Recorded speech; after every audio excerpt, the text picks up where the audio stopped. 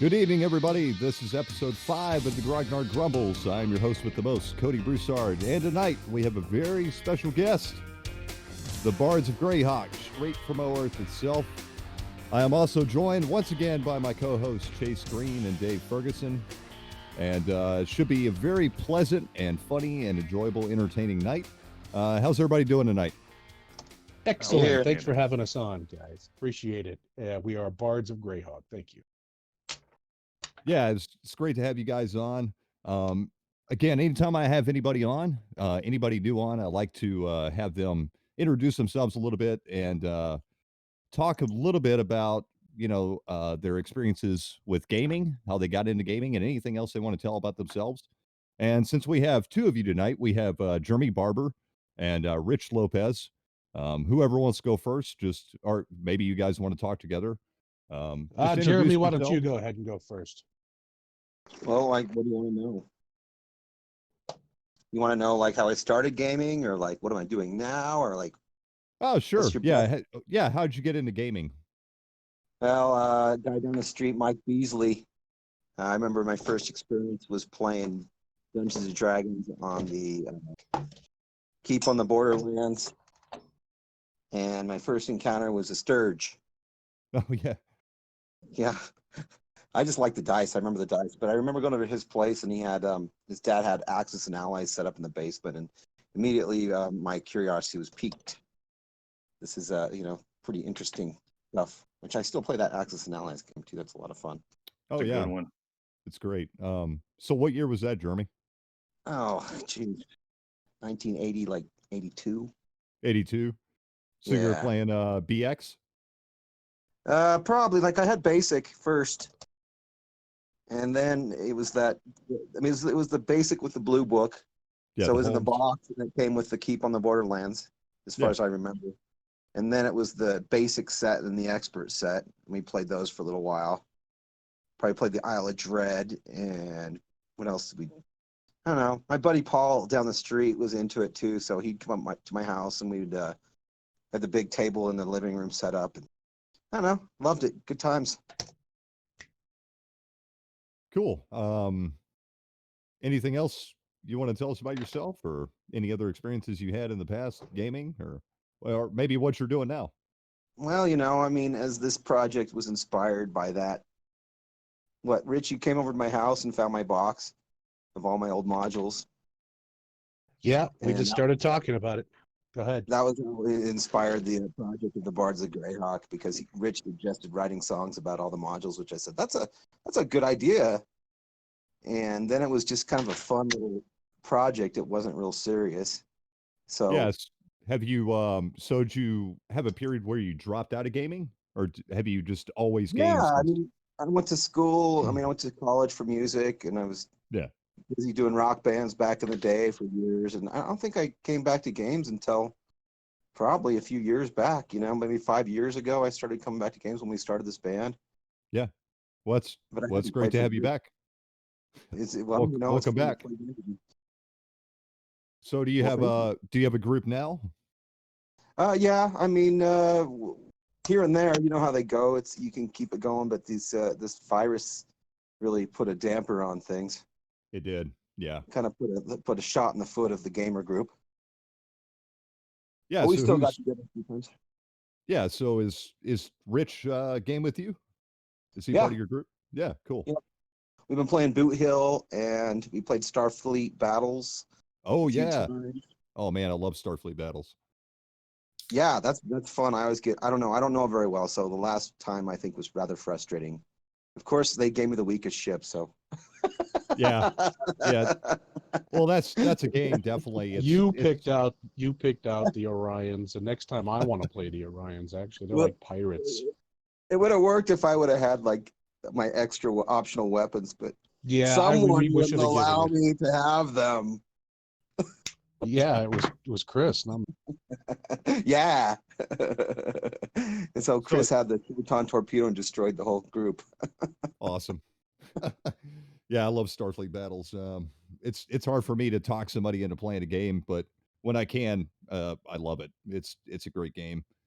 But yeah, it's definitely a game you have to play fairly often just to keep the rules fresh in your head, because it is a rather complex, or it can be a rather complex game. So it's Yeah, one of those I games you have to definitely play a little bit. learning curve for sure on that one. Hmm. Every turn is like doing your taxes. Yeah, got to fill out the Jesus. tax form. Um, have you guys played? Since we're on the subject, Starfleet battles. Have you guys tried Federation Commander? No, I No. haven't. Haven't heard of it. Yeah, it's made by the same guys, Amarillo Design Bureau, that makes Starfleet battles, and they made a sort of streamlined version of Starfleet battles, and it's actually really good. I'd recommend checking it out because it plays it still has most of the features of Starfleet battles, but it's definitely a lot more. It's presented in a much more logical and better fashion, I guess. And also, like you're not filling out the tax forms every turn. You do things on the spot, and it like when you buy the sets, they come with dry erasable cards for each ship. So it's actually really good. Even though I still like traditional Starfleet battles, Federation Commander is a really good alternative too if you don't want to sit there for 6 hours filling out tax forms. Yeah, it's funny you mentioned the dry erase because our friend Chris, who plays the game with us, made a bunch of laminated cards for the ships. So he Oh had yeah, pens. And he's definitely like, oh my. I think it's some of his wife working at an office that he can get a free laminator. So he's been showing up with a lot of stuff laminated for us. yeah, it's awesome. Yeah, So he did what like almost the whole thing. It was great. what else do you guys play? Hmm, what else? Oh, Hackmaster. I was in Oh yeah, Rich's Hackmaster group for a little while, but it was just too Yes. busy. I was driving back and forth that whole day. I was seeing my dad, and I was driving out to the other side of town, and it became pretty harrowing. yeah, yeah, absolutely. Yeah, I Well, still run. I'm in the Hackmaster game, and I still have a group, and we meet at least twice a month, and we're awesome. running What? Hackmaster 5e. Yeah, it's cool. I haven't had a chance to play it yet. I picked up all the books when it came out. It looks fucking great. I loved the previous one. I loved fourth edition too. But fifth edition definitely looks like an improvement to me. Because even though I really liked the humor in fourth edition, it was a little much, and I like how they kind of toned it down a little bit. It made it more of a serious game. It looks really good. Yeah, it really was an improvement because 4e was okay. Just the whole history of Hackmaster and how it evolved from D&D, and they said, well, you can't use those, and so we'll create our own game in the comic book. And people were asking, well, what are the rules for this Hackmaster game? Right. So Yeah. so they made some. Yeah. Yeah. I thought that was awesome. I remember when that fourth edition Hackmaster came out because I've always been a reader of Knights at the Dinner Table, and yeah, I always wondered the same thing. I'm like, man, I wish they'd make a Hackmaster game. And then when they announced it, man, I was so excited. And I remember I probably went out soon after it came out, like maybe the first week it came out. I ran down to the game store to get it, and we played it a few times. It was fourth edition was pretty cumbersome, but it was still a lot of fun. And like I said, I picked up the fifth edition a couple years ago, but I haven't had a chance really to try it out. Too many games, too little time. Indeed. Yeah, it's a I fun have a game. friend who has a good job working for he does games for his job, and so people send him games to play, and you can't even walk in his house. It's Oh stacked yeah, up everywhere you walk. There's boxes of games. Pretty fun huh. though. Sounds like my house. Right? Yeah, so that's cool. Well, Rich, tell us a little bit about your experiences with gaming, how you got started. Ah, yes, my friends, it is a long and sordid tale, so I will give you the compressed version of that. The year was 1982. Yeah, it was the Reagan administration, and I was in seventh grade. And a friend of mine, I was in seventh grade. I wasn't six. I was in sixth grade, and a guy I went to school with who was a class ahead of me said, "Hey, yeah, you should come play D&D." And I was like, "Oh, okay, I've heard of it. And sure, let's go check it out." And he basically just lived across the street from me, a couple streets down. He pulled open his AD&D player's handbook, And we rolled up. I rolled up. I was like, okay, I remember his name was Morgon, and he was a wizard, human wizard, first level.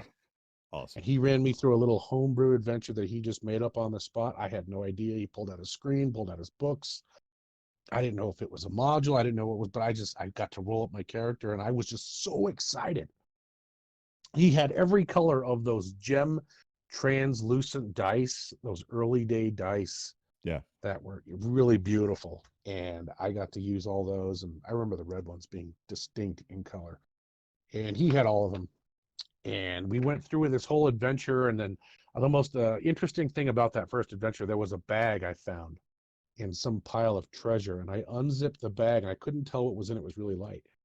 And when he opened it up, all these spiders started pouring out. Oh. And they wouldn't stop. Mm.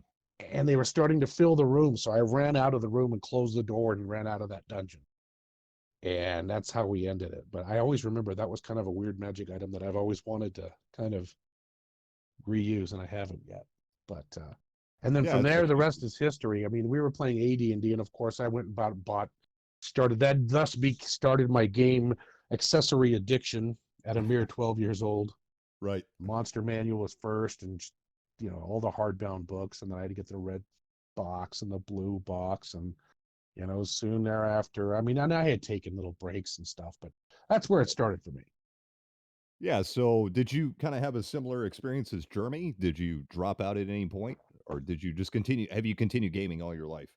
No, there have been periods I did. It depends on Mm. your friends and your gamers. If a game breaks down or no one's running a game, and Yeah. things happen and life happens. But I've taken periods where I just missed it. I knew I always had a passion for it, and so the times that I was able to finally get together again, I think after I took a break is when second edition came out.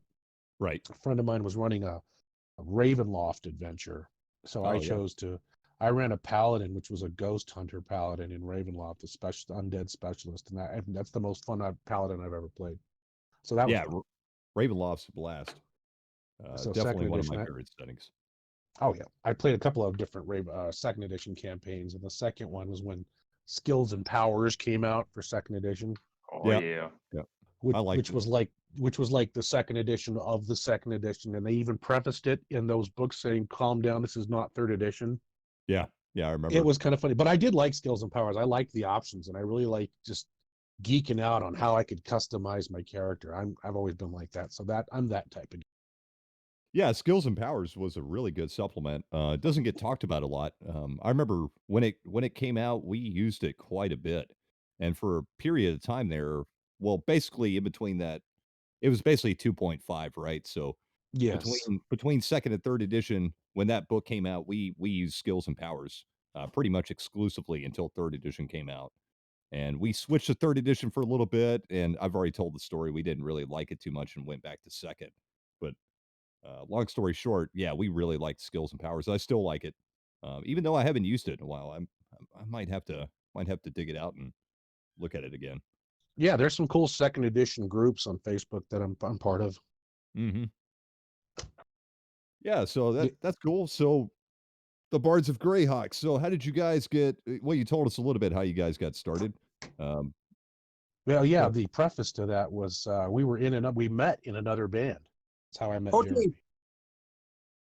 Poaching. We were with Celtic punk Poaching. rock band, Celtic pirate rock band called awesome. Poaching, Potcheen, and we had many a wayward adventure on this crazy old broken down tour bus traipsing across the country. And we played a lot of shows, mountain towns all around. And sometimes I was in the band where he wasn't, and sometimes he was in the band when I wasn't. And we both noticed it just wasn't as much fun without the other one there. Right. And That's true. so we were just hanging out, going out, jamming at Jeremy's place and talking about D&D. He's like, yeah, I got a whole bunch of D&D stuff. He pulls out this box of all these modules in pristine condition. Yeah. And we pulled out the first one. Yeah, I remember this. And we had to fight that guy. And you remember this monster there. And long story short, by the time he got to the third one, I stopped him. I just stopped him. I said, we should write songs about these adventures. Nobody's ever done that. And he Yeah. stopped and he pondered for a moment. And he's like, yep, I'm in. Let's do it. Awesome. And that's how Bards of Greyhawk was born. Yeah, I gotta say, even before I talked to you, Rich, I was aware of you guys, and I'd listened to you before, and I thought you guys were pretty cool even then. Um, and yeah, I actually before this podcast, I went back and listened to both albums, and I really like Nice. them. Thank Um, you. Thanks. I appreciate that. yeah, it's got this very surreal kind of. It's not really what you would expect, and it seems like you guys kind of have uh, two two kind of things going on. You can correct me if I'm wrong, but it seems like when you guys play live, you have a little bit different sound than what's recorded, which is cool. I like that. Yeah, I mean, you got the studio in your basement, so like you can do multi-tracking Right. and you can do a lot of instruments. And I play a lot of instruments. I play a bunch of. I mean, I started on violin, but I play a lot of different instruments, so it's fun to use all the crazy stuff that I have and put it in different songs. And that's hard to carry 20 instruments to the gig. You Yeah. want to keep it Absolutely. simple. So, we might have a drummer. We have a drummer with us sometimes. We might have a drummer with us at some gigs. And then um, for our play, we had backing tracks. We played along to some of the stuff and put our videos up on the screen and played along with the videos. Oh, So awesome. that was a totally different thing. And we actually haven't posted those videos that much Yeah. because we have the comic book upcoming and that has all the content from the comic book. So but before No, that, we'd do a duo. We would just show up with a couple guitars, or maybe I'd bring the banjo out. Or Rich had a kind of a multi-headed beast going there with it. He was playing. Well, we had these bass pedals, and he was playing those with his feet, and then he had a like congas on his hands, and he was singing at times, and he was just going to town. We had some crazy things going, but Jeremy plays a bunch of different instruments one at a time, so I have to try and balance that out by playing as many instruments at once. Yeah. yeah, Yeah. and there was a bit where I took my bass drum from my drum set and I took it to a few gigs and I just keep the beat with my foot while I'd play a banjo or a guitar or something too, and that kind of held it together. It was a Yeah. fun I little know. bit. I know the feeling. Being a musician myself, and I've played in quite a few duo bands like you guys, and mainly a drummer. I play guitar, and I can kind of bullshit on some other stuff. No, But you're the yeah, drummer. Where you're hired. I don't know where you live though. You probably don't live close. no, no. If I did, I'd probably hit you guys up. But yeah, yeah. So I definitely know that feeling. Playing in a duo is very difficult, and not many people can pull it off. I've seen a lot of duos, and most of them are not that good. But you guys really kill it. You guys really pull it together. It's really hard as a duo to get to do something, and I think you guys Yeah, do a really good job. I've just been through too much band drama. So you add too many people into the mix, and like every person you add into the band is a new set of insanity that you're adding to the situation. It is. Yeah. Yeah, I've noticed So I that kind even adding a third person, it's like, "Oh, fuck." Because you always yeah, find that one guy that you get along with, and you relate to that person. And then yeah. you start adding other people in the mix and it just gets worse and worse and worse.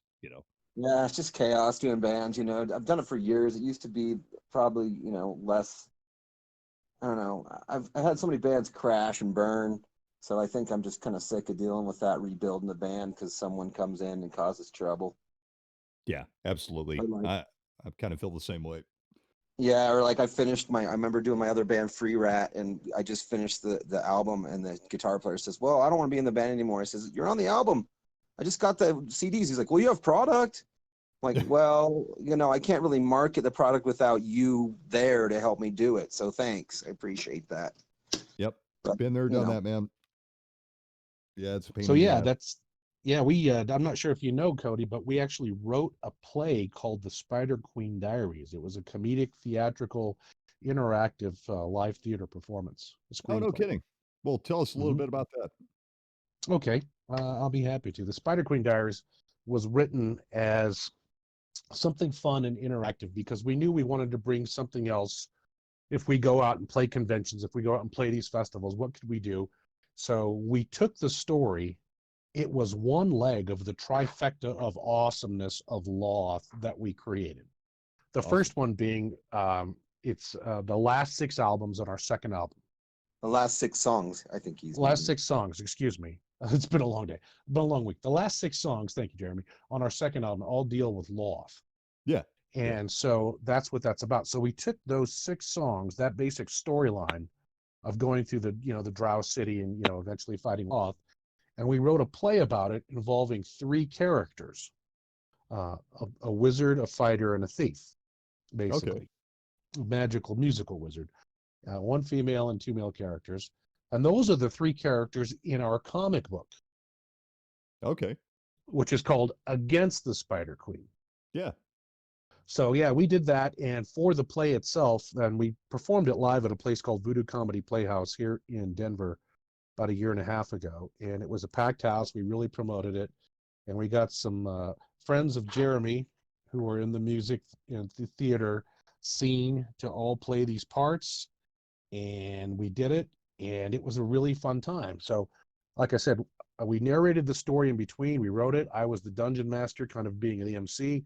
Jeremy was playing a lot of the music while I was singing to the backing tracks. Jeremy did a bang-up job isolating all the backing tracks, and we recorded to it and rehearsed it. And yeah, we can't wait to do it again someday after all, if the world comes back to normal. And so that's one part. So that's what those same, yeah. So those are the same 3 characters you're going to see in our upcoming comic book called Against the Spider Queen.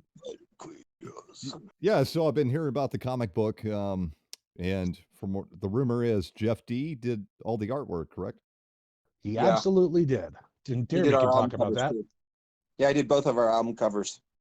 But you knew him. You're the one who made the connection. Well, right, for the album covers, yeah. Originally, I reached out to him, back. I mean, we've been around now for just over 5 years. Hit our 5-year anniversary as Bards of Greyhawk. And we're still around. So back in 2015, 2016, I messaged him on Facebook and said, hey, we're this, we're doing this. We're going to write an album. And it's, because on the first album, we cover, In Search of the Unknown, Keep on the Borderlands, and we go through the Slaver series, Ghost Tower of Inverness, and then we wrap it up with White Plume Mountain, all on our first album. Yeah. So, we wanted our first album to be an homage to kind of White Plume Mountain. So we made it that same orange, or attempted to, that same orange color that you'll see. Right. Yeah. So, and he said, yeah, we want all those things on the cover. And he's like, yeah, this is how much I'll charge. I'd love to do it, blah, blah, blah. So that's how that came about. And then when we decided to go for our second album, we hit him up again, and he did the second album too. So that was that. But yeah, Jeremy kind of hit him up for the comic. Yeah, it was the day Stan Lee died. I was inspired to do it because of that. Oh, yeah. Yeah. That was a sad day for everyone. Yeah, I mean, you get into these things and you think it's not going to be that much work, but I'll tell you, this one's been a pretty long road. We're just wrapping it up right now after like 2 years. Yeah. It's everything's a lot more work than you think it's going to be, especially a comic book. Holy shit.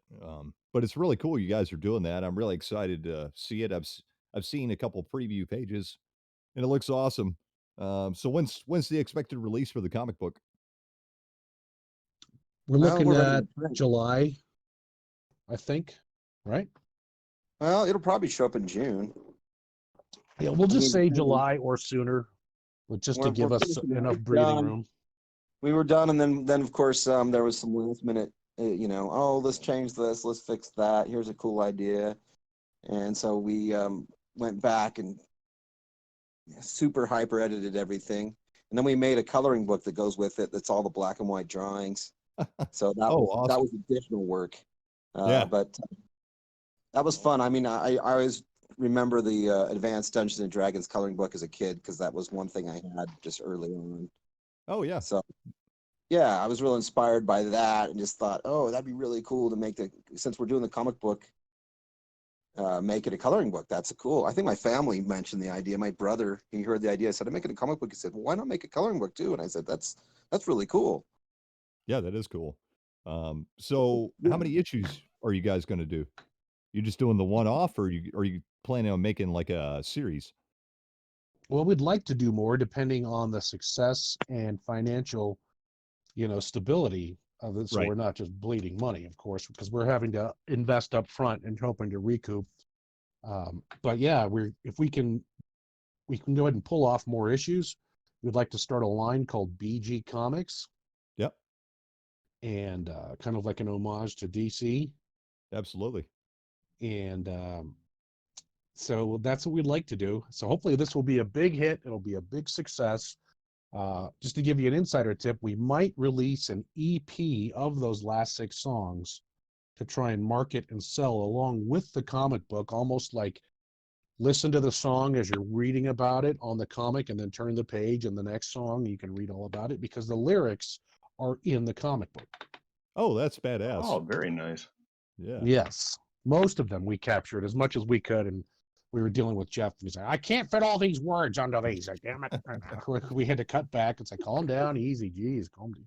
He was somewhat indignant that we asked him to put so many words among his artwork. Right, right. But that's just how, that's just how talented people are. But no, so that's what we're doing. So that's the kind of idea the idea I had of it. Because remember all those kids when we had record players and you'd like be listening and turn the page and you'd listen to the next part of the story, turn the page. And, it's almost harkens back to that. Heck, if we could get this thing released on vinyl, I would, a special edition. Oh, that'd be awesome. Yeah, if you guys ever got a vinyl release, I would scoop it up in a heartbeat. That would be really, really cool. Hey, we might do the 45s vinyls even. are good. We'll do the old 45s 45 would with be a cool. B-side, unreleased anywhere else. That'd be even cooler. Right? The way they used to do it? Oh, yeah. So the comic book, where can people get it when it gets released? Well, right now we're deciding on how and where we're going to go publish it, as opposed to just private on our website that we're under development right now with, where it's under reconstruction, bardsofgreyhawk.com. So we're Right. trying to find a publisher. We're straddling a line, and we always have been, in terms of IP infringement with the word Greyhawk. Right. And it was just our belief from the beginning, or at least mine for the most part, that they're holding, Wizards, Hasbro, whoever, is just basically holding it hostage and squatting on it, not letting anyone do anything with it. Yeah. Yeah. That's my view. And are. when we started this band, I said, well, it's not about who's going to let us, it's about who's going to stop us. So Right. that's how we've managed to put all the You're stuff so we have out brazen. now. That's right. Fortune rewards the bold, my friends. So, and something that actually I saw on an interview with Tim Kask that alluded to it, because we all know, let's take another example, the Well, Deities come on, and I mean, this is Demigods all book. mythology, though, right? Yeah, the Deities and Demigods, the Cthulhu mythology book. Yep. Exactly. Because that one was made forbidden and he couldn't get it anymore, that made it the most valuable one. Oh, yeah. So Tim Kask said, make it forbidden, then everyone will want it. Absolutely. So we're like, okay, we haven't been hit with a cease and desist yet. And if we have to fight it in court, that's going to be as much publicity as I will milk out of it as humanly possible. Oh, fuck yeah. Okay. Oh, yeah. The more news coverage we can get about our music and this band doing something that everyone likes, but the big, brave, big, bad corporation says you can't do, I just think sentiment's going to be on our side to some degree. So, Well, come on, it's but more we about would, the love of the game, like we got into it because we had fun playing the game. Those modules and the things we experienced young as kids playing those, it has a sentimental value, and there's a love of doing it. So we love the game enough to write 2 albums about it. So come on, guys. yeah, and us that's do it. something really no one's ever done. People have tried to, they've shut down Kickstarters. I've heard about people trying to do Greyhawk stuff and such, because that's in print and that's their ball game. Dio was writing. This is music. They don't do stuff music. back So in the day, but- what's that, Jeremy? Dio was writing Elf. I think he had Elf, the band Elf, and he wrote Dragon Slay. There's been, fantasy rock for a long time. Oh, yeah. But I don't think anybody specifically said we're going to write for every module. I think that was the thing that was different here. Yeah, I've never heard. There's tons of fantasy rock bands. Go all the way back to the late '60s, early '70s. But I've never heard a band that's specifically D&D related. I think you guys are really the first that are just like come out and like, yeah, we're not kicking around the bush anymore. This is fucking D&D. Yep, we're the world's first D&D tribute band writing original compositions about old school first edition adventures. That is our bag, baby. Yeah, absolutely. So, yeah, I mean, Although, Watson never had to be considered. I wouldn't mind writing songs about our own adventures because we have plenty of those. I mean, there's plenty of room for all of our own stories to enter into this too. I mean, how many modules I wrote my own adventures. That's what I liked more about the game. You know, it's like, oh, I can take all these creatures in this book and then I can put them in my own dungeon and write an adventure and take my own players through this. And I mean, the idea of the creativity going on after the fact, I think, is why the game is such a good game. Why it lasted in my head as being a good game, because I like the art in the the mythology behind it. It obviously wasn't created by Dungeons and Dragons. Right. Mythology was hundreds of years before the fact. Absolutely. Yeah, I mean, like, we were talking about this on a previous episode. I've never been a big module guy. I never collected them. We didn't play them very much, even though I have a deep love and respect of them. And I've ran through a few of the classic ones and whatnot, but for the most part, I've always created my own stuff. But Yeah, yeah, I kind of wanted to change that recently. I kind of want to go back and play through a lot of those classic modules because I really never played through most of them. I just read them, and I used to just steal ideas from them. You know, right, yeah, right. I agree. I mean, it is cool to play them, and we've played a few of them lately, but again, I'd probably more my approach has always been to take the creative element of anything like that and run with that because that's more what I was inspired by, you know, by doing the game. Just like, oh, I can write my own stuff. So I think it always comes down to taking the creative angle farther than the actual vehicle of the game or the vehicle you're dealing with. I think that's Y- playing it right. yeah, absolutely.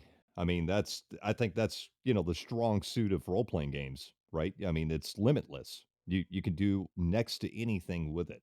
You know, and that's what's so great about role playing games. You're not limited really by anything except the rules, and even the rules you can bend and change quite easily, especially with D&D.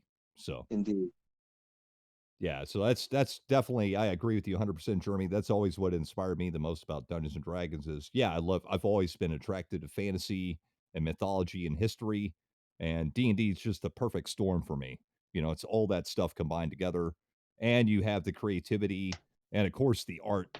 I've talked about this a million times, probably every episode because I'm a big art guy. The art in D&D, uh, it's still my favorite fantasy art, to this day. It still gets Right. my imagination fired up. Yeah, and It then me and is Rich both like inspired, yeah.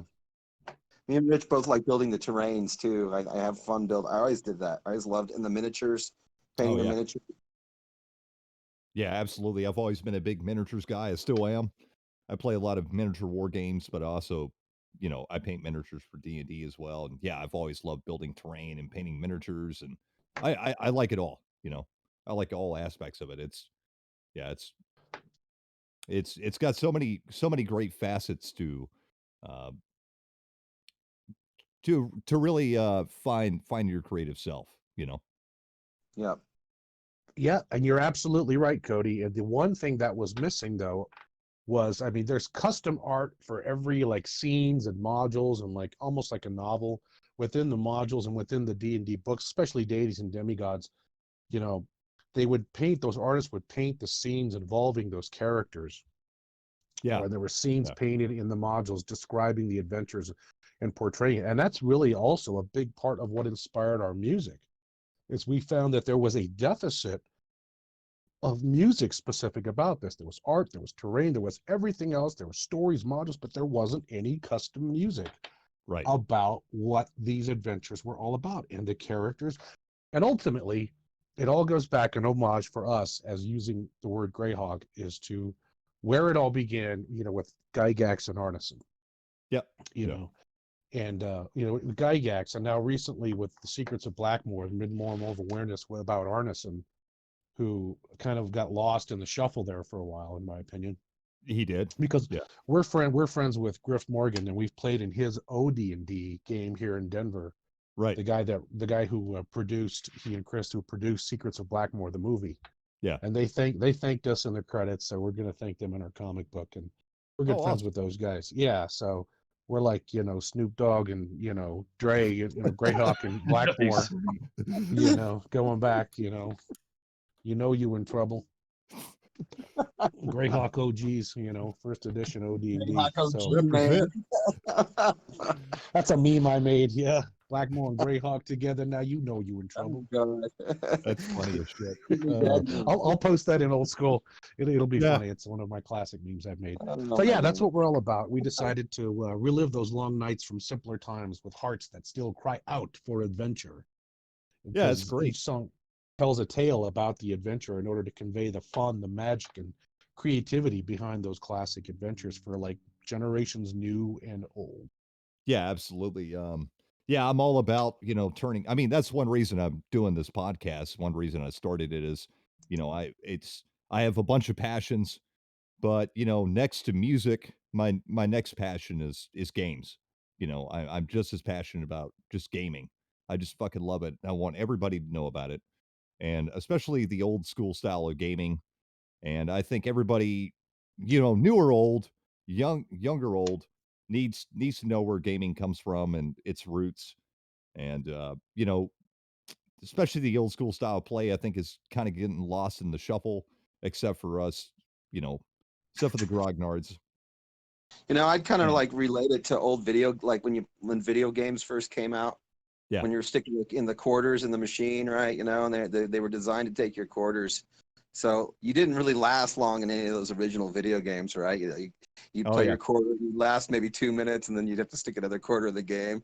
So I kind of feel like the role playing of the day was very similar, right? You'd write up a character, right, and then it would die you'd die the next campaign, right? Or in the middle of the first dungeon, you second room, you were dead. yeah, yeah. Now That's it's actually like, that's a pretty perfect metaphor, actually. And not only that, old school gaming was a lot more challenging too, right. because you didn't, and we've talked about this before, but I'm going to revisit it. Is one thing I like about old school D&D and old school role playing games in general is it was really dependent upon player skill, your skill as a person, not you're not leaning on your character skill. You're not leaning on your feats and your abilities and your powers and your extended rest and all that bullshit.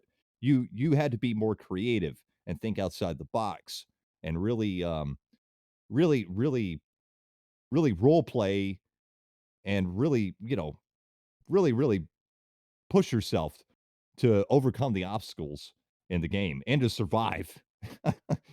And new school games don't really have that. Yeah, the wits. You had to rely on your wit. Your Yes, wit would save you. absolutely. Yeah, I ran a lot Good of point. frustration Very good point. trying to run the new stuff with the overpowered characters.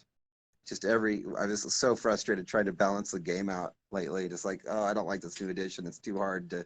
All the characters are just massively overpowered, and it's just really hard to be the dungeon master.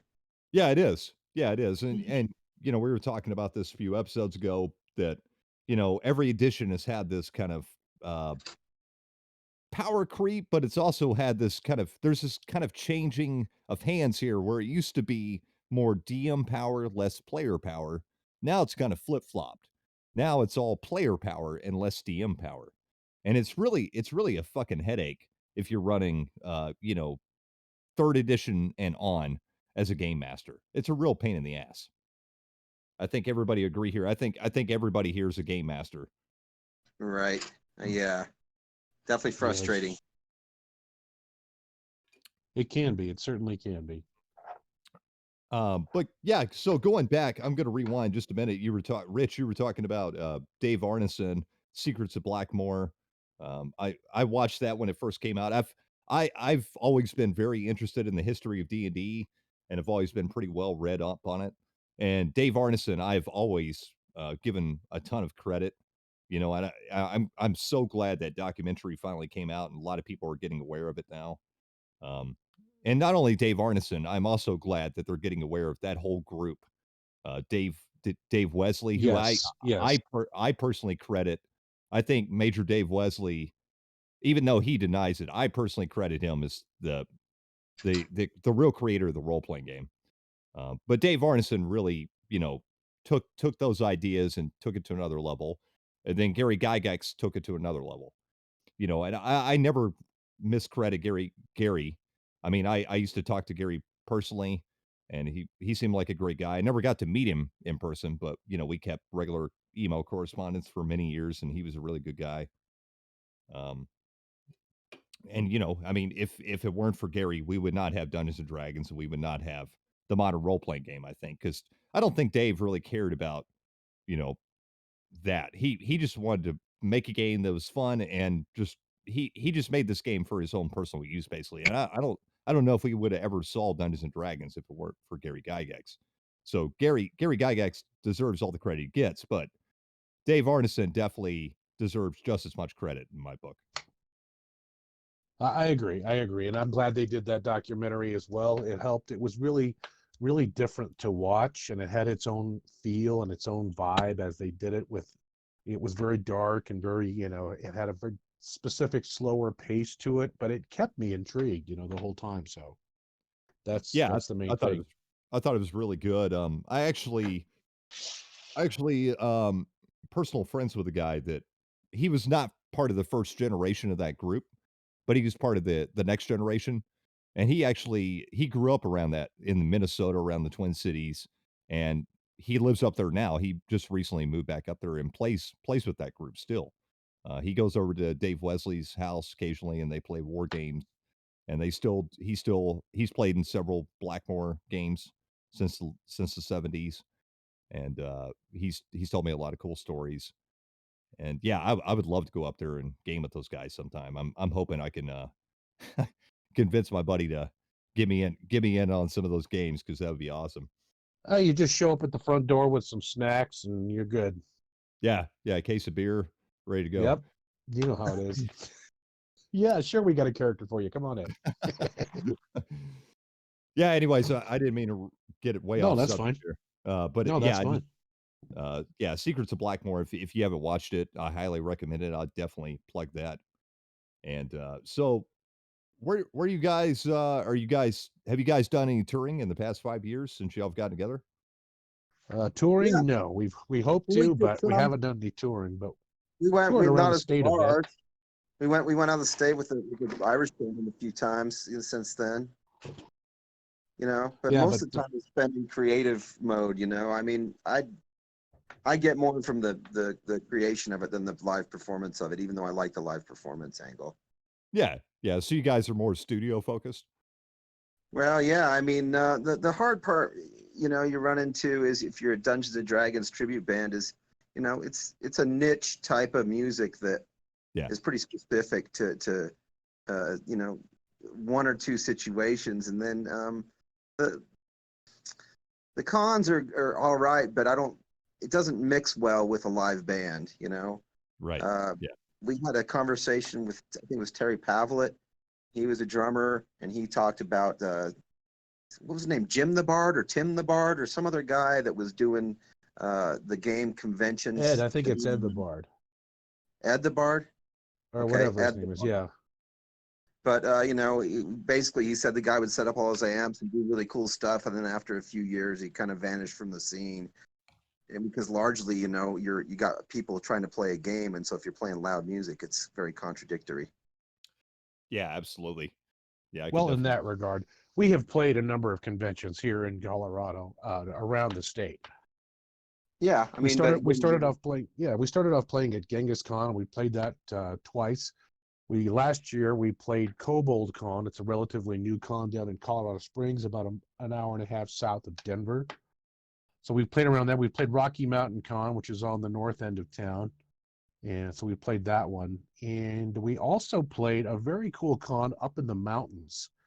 It's called Druids and Dragons Con, Oh, cool. and Where's that's that? yeah, I yeah, that, mean, the place to play around here is the Renaissance Festival, which has been postponed due to COVID. Ah, yeah. So Yeah. we might talk to them again because we talked to them way back when we started the band, Right. and we just weren't kind of in full steam. So that would be a pretty good place for us, is the Renaissance Fair. Do you guys have a pretty good Ren Fair over there? It's well Yeah. done. There's a town south of Denver, Larkspur, Yeah. and they've been doing it there for as long as I can remember. Awesome. Yeah, we have that one, and there's also a relatively new fair on the north by Fort Collins, about an hour and a half north of Denver, called the Medieval Festival, which we're going to try and get in as well. It's up near Fort Collins, so right now they got a bunch of local bands already booked there. You know, just trying to break in. But to answer your question, Cody, Druids and Dragons Cons it's kind of near Estes Park. And Okay. we went and played there one afternoon. We didn't stay in camp. We could have, but yeah, they do 2 or 3 days of RPGs there and camping out at night, and it's really different. You know, it's a really different thing. So I'm hats off to the guy that started it, and you know, now with COVID and everything, who knows what's going to happen with everything. So Yeah. Yeah. Unfortunately, it looks like pretty much all the conventions are getting canceled this year. I think my local convention here in Nashville that I help run, we're still on this year, regardless. We oh, said, tell us about that. yeah. So I don't think I ever mentioned it. I'll talk about it a little bit. So I'm just a small part of it. There's a bunch of guys on the board. I help run a historical miniatures convention here in Nashville, Tennessee. It's called NashCon. It's been going over 30 years now, and it's mainly historical miniatures. But since I've gotten introduced, I'm the young guy of the group. I always am. Um, but since I got introduced, all those guys are into role playing games and all that stuff too. So last year, I suggested the idea of doing role playing games and board games. So now starting this year, we'll see how it goes, but we're going to have a dedicated space for role playing games and board games. Last year, I ran two humongous original white box D&D games, and they were a huge smash hit. I had like 15 players in each session. I literally had to turn people away. And so this year I'm going to be doing the same thing. I'm going to be running a couple sessions of original D&D, and hopefully I'll have a couple other game masters running some games all day long. And yeah, it's a really good convention. It's really small. It's only about I think we peak out at about 500 people over the course of the weekend, but it's really great. You couldn't ask for a better group of guys. It's just a bunch of old grognards. We get together, we drink, we play a lot of miniature games, just shoot the shit and have fun. It's really intimate. A lot of great vendors, and yeah, it's a great time. So if you ever want to come and have just a good time with some old grognards, come out to NashCon. It's a really good little convention. That's cool. Thanks for telling me about that. When is that? It's in August. It's into August. I'd have to check to see. All right. Yeah. So August time frame. Yeah, it's into August. I can't remember the dates off the top of my head. I'll post them in the description so everybody can check it out. Well, I hope everything stays along the path and you guys are able to convene and game, my friend. Yeah, well, I definitely could have heard from all my gigs, man. I lost all my gigs. oh yeah, yeah. This pandemic's been insane. It's affected everybody. It's been really crazy, especially for musicians. It's just Yeah. been crazy. It's been crazy. I know all my musician artist friends are just hurting right now, really, really bad. Yeah, I shifted to So, online lessons I teach. So I've been teaching online instead of teaching at my store that I've been at for 20 years. Yeah, yeah, but that's the way of things. I'm glad you're still doing it. So, yeah, now that we've got our comic book, we're almost ready to go to print with both the comic book and the coloring book, start selling and marketing that. We're going to talk to a couple of people about maybe hitting up Drive Through RPG, maybe up yeah, hitting, see if we can do that. But well, we'll talk about it and see what we can do. The best way to do it. yeah. Yeah. I mean, there's a lot of different options now. I mean, it's easier than ever to publish something. I mean, comic books are a little bit more tricky, but yeah, I think you guys could definitely find a niche.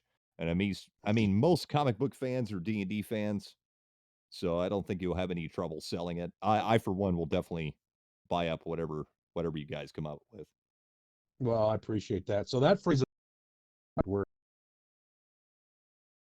at Errol Otis to do the album cart work for our third album for BG3. Oh, hell yes. Would that be really ready to hit him up and see what we can do if that he's open for here? Because there's a handful of modules that we haven't written about that were under consideration for BG, but we have ones. And if we do a BG3, and if it's about more modules, we're thinking there are opportunities for, Temple of Elemental Evil, Tomb of Horrors, Sogcanth, and there is just stuff that modules I really like still. I'd like to get, I feel calling for one more album. So, Yes. Chase, Dave, did you guys have any questions for the Bards of Greyhawk? So I've grilled them quite a bit. Oh, before we go on, I do have to interject. I don't want to sound like a pompous ass here, but it's a little sticking point with me. So I might sound like a D-bag here, but there's right. no "the" in front of Bards of Greyhawk, technically. You Please pompous ass, Rich. You're a pompous ass. What's wrong with What you? an ass. The Bards of Greyhawk. Come on. There's no "the." There's no the in the Bard, man. It's the Bard. I mean, it's Bard. Thank you. Yeah, go ahead. Go ahead with your question, caller. You're on the air. A Bard Greyhawk. A Bard, yeah. Yeah. No, Bard's plural. Yeah, So what sort of anyways, like musical, I guess, That was a solo band, the Bard of Greyhawk. yeah. so Dave, does did you your have a question? influence for the music come solely from the games, or I guess having listened to only a handful of the songs, I think the Drawer Waiting is kind of my favorites because it has this strange ambiance to it. Like I could easily have it running as the background to some gaming sessions. But That's like, cool. I'm glad you appreciate that because that's one of my favorites too. Yeah, Oh, that's well, cool. well, Yeah, thanks for that. My buddy Chris McBride I can thank him a lot for a lot of the ideas because he'll listen to my music or the music as I've got it, and he'll be like, "Well, this is good, but I think you need this in it, and I think you need this in it." But that idea actually came from this guy Andrew, who's a cello player who I had show up and play the cello for the session, and he started making weird cave sounds with his cello. oh wow. So I was like, "That's cool," and I kind of expanded on that and added the viola, and I think it was just viola. I didn't do a violin on that one, but I added a whole string quartet to it. I thought that's a good idea to put a whole string quartet and then go for this idea of kind of dripping in a cave in the depth of a cavern. I listen to a lot of power metal mainly because it goes off onto these tangents of fantasy. And so listening to you guys, like some of the songs did have a little bit of a metal feel to it, but others not so much. Like there's, maybe a touch of folk, some rock, and then some of it is really, you guys are just off on doing your own thing. I wouldn't know how to put it into a genre. So when you're Well, writing well, music, thank you. when you're writing your music, are you specifically like trying to do something? Like, do you just have like a specific, like, hey, or like do you say like this is a Bards of Greyhawk song, or I'm writing something, I'll use that for another band, or like what is your Well, musical? I guess your idea, like, how do you go about making a song that you would know would be for Bards of Greyhawk?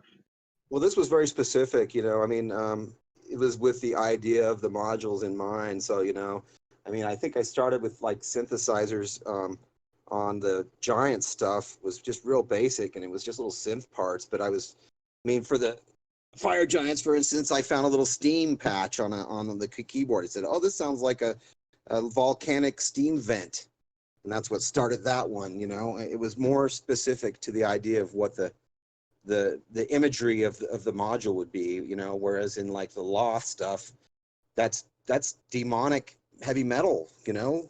So that's why it's more metal in the Loth stuff versus like maybe more ambient in the Giants, trying to get the idea of a mountain meadow or a freezing ice glacier or a hot steam vent. And that's a great point. And, Dave, you ask a good question. And you can listen, if you listen to both of our albums in order, you can see the evolution in the complexity and the number of sounds and the number of instruments that we incorporated. And we started off wanting just to write homages to say, hey, let's sing about this. Let's write a song and sing about it. But we knew that we wanted to capture the feeling and convey the feeling that we remembered, the emotions and everything through song. So we were looking to do something different. It's not enough for us to play an existing genre. We wanted to write an entirely new, forge and carve out an entirely new subgenre of music. And that's what we're still trying to do. And whether it's appreciated in our lifetime, that's yet to be seen. Like all the great masters, Right. some of them were never appreciated in their own lifetime, but still, nevertheless, they persisted in what they believed would be their thing. And that's what the angle that we take when we're writing a song about a module that we know and love, if that makes sense.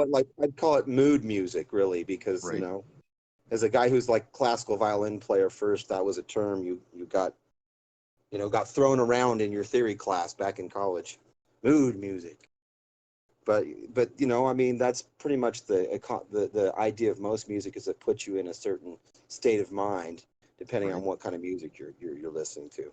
Absolutely. And I'm really fortunate, guys, to have Jeremy as a bandman, because as you can hear, as he alluded to, he just thought a quartet part would sound good in that song, so he wrote one and played it along with that cellist. So Yeah, that's amazing. Where Rich was able to come in and like he was really good at bringing the vocal lines together, which is not my strength.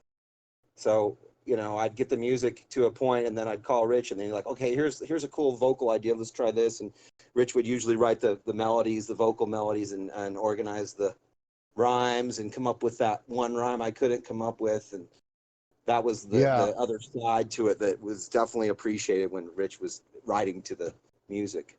are you kidding? It's so much fun. And all this stuff's like already all put together. We just have to like, it's like, you know, okay, let's build this with it. It's like musical Legos working with Jeremy.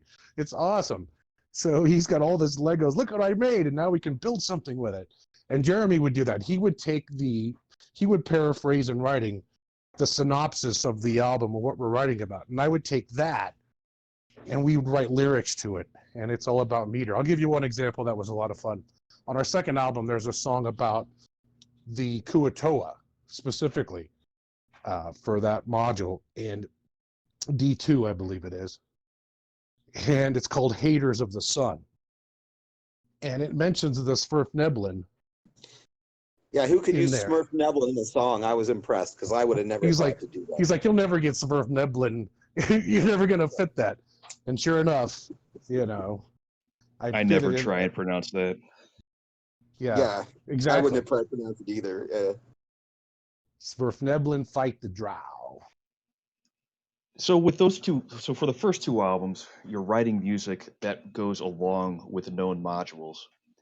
And that's on the flip side. Cody and I and Chase were talking several weeks ago about writing our own modules, but we were picking and choosing album names that we thought sounded cool. So do you guys think that you would ever have any interest in writing an album that would then inspire a module? Oh yeah.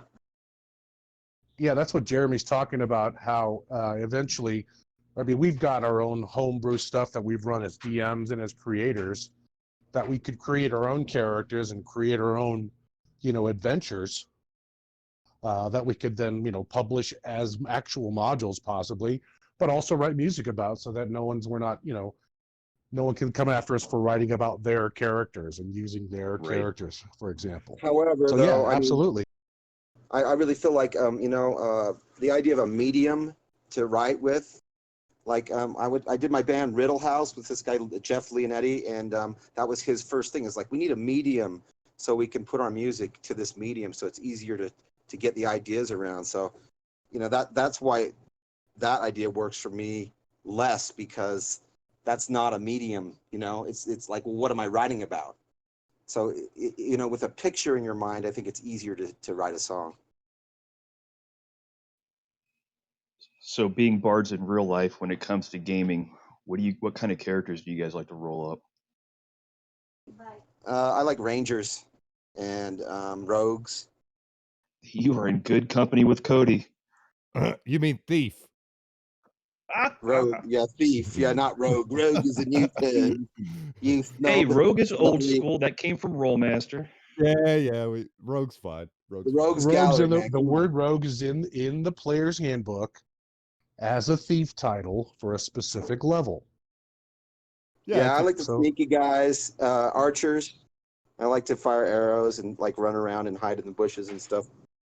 yeah, you played a rogue in our Hackmaster game. See, now Hackmaster has a thief and it has a rogue. It has both. We got both kinds, country and western. So how Um, does it differentiate the two in Hackmaster? in Hackmaster, the rogue is the closest thing you have to a bard without actually being about music. Okay. It's more about using your other community. You can make it about music if you want. Like, for example, the next time I play, I might play that. So for example, you have thief abilities somewhat that you can backstab and do all that. But if your intelligence is high enough, eventually you get a sprinkling of spells. Okay, And so, cool. and then you have some more expanded weapons like that. Picture Peter Baelish. Okay. Got it. He uses more of his intelligence and what he says to extract the outcome he wants, as opposed to, another thiefy character who stabs and kills. So he's what I call the quintessential rogue to some degree, where he'll pull a dagger on Ned Stark if he has to when he's safe. All these fighters around him, sure. Other than Rogue that, is he's the going to guy keep it sheath. who uses his charisma to manipulate people and manipulate situations. I would think. Exactly. So that's the difference. yeah. So, Rich, I know you're a big Hackmaster proponent, big fan. Tell us why you like Hackmaster or why you use Hackmaster currently over, AD&D or any other variation. The best thing about Hackmaster, I think, is the increased player involvement. There's no turns. It's RTS, real-time strategy, in that it's time-based rather than turn-based. For example, D&D for the most part, everyone rolls initiative and you go in that order, and that order never changes in combat unless there's other factors coming in, more monsters or what have you. In Hackmaster, it's time-based. So every second from 0, let's say everyone has an initiative between 1 and 5 based on the situation, you start counting up at 1, nobody goes yet. At 3 or 4, now you can react. 5, now you can react. And every second thereafter, when the DM calls out what second we're on, you can move, take a 5-foot step.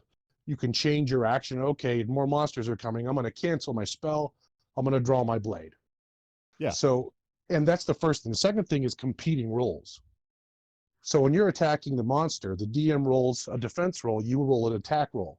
There's always Oh, yeah. competing roles. So there's not just a solid number that you can hit. He might roll Plus, a every 1 second on you his make a defense. decision. Exactly. Right. So there's always competing roles. And the third thing I like about it is exploding dice, Right. what they call penetrators. Yeah. So if you roll a d4, if you have a dagger that does 2d4 and you roll 2 4s, well, you subtract 1, those become 3s. So that's 6.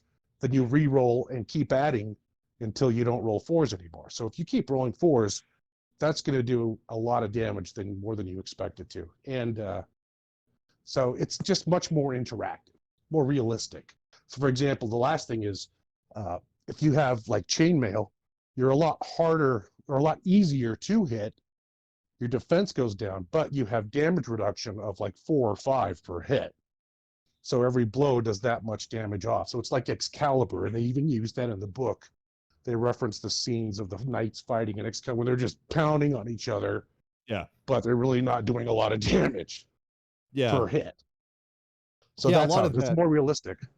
Yeah, it's semi-realistic. In fact, I want to do an episode on that because I don't think I've mentioned this before, but I'm a practitioner of HEMA, historical European martial arts, and I study medieval combat and stuff. And I've really the past couple years, I've really gone in depth into studying medieval arms and armor and the techniques and fighting styles.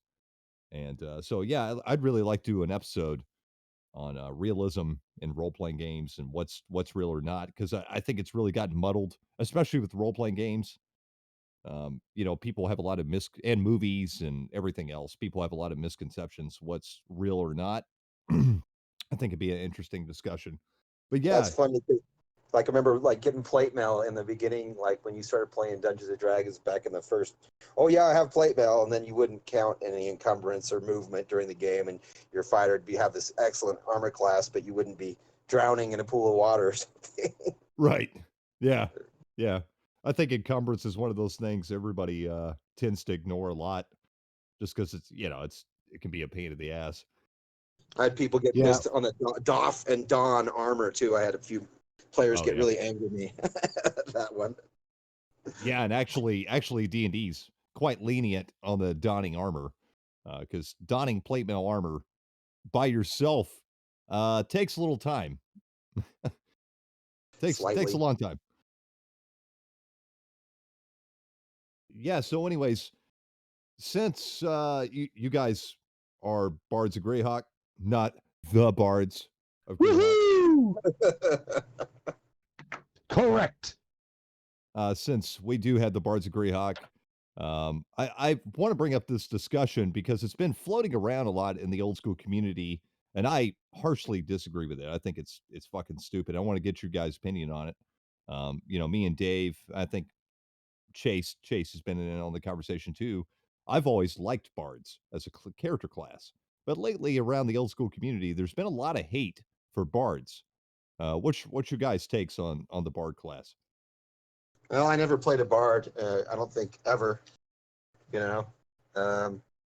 Plus, I don't really like the bard in the new edition very much. But the idea of musicians and bards, I mean, and doing music that's fantasy music, I think is bardic in its very tradition. Yeah, absolutely. Well, I like to harken back to, well, I'm guessing you guys may know this. Where was the first printed reference to bards in D&D? Strategic Who review, I first? believe. Yeah, absolutely right. You're correct. Volume number 2, number 1 in February of 1976. Yep. And it was a guy, I don't know if he's still alive. I don't know if he's around. If he is, I'd love to meet him and talk to him. He's this author who wrote for it. And Tim Kask was the editor. And we've talked to Tim. We wrote his theme song for his YouTube channel. I don't know if Yeah, you know which that. is quite awesome, by the way.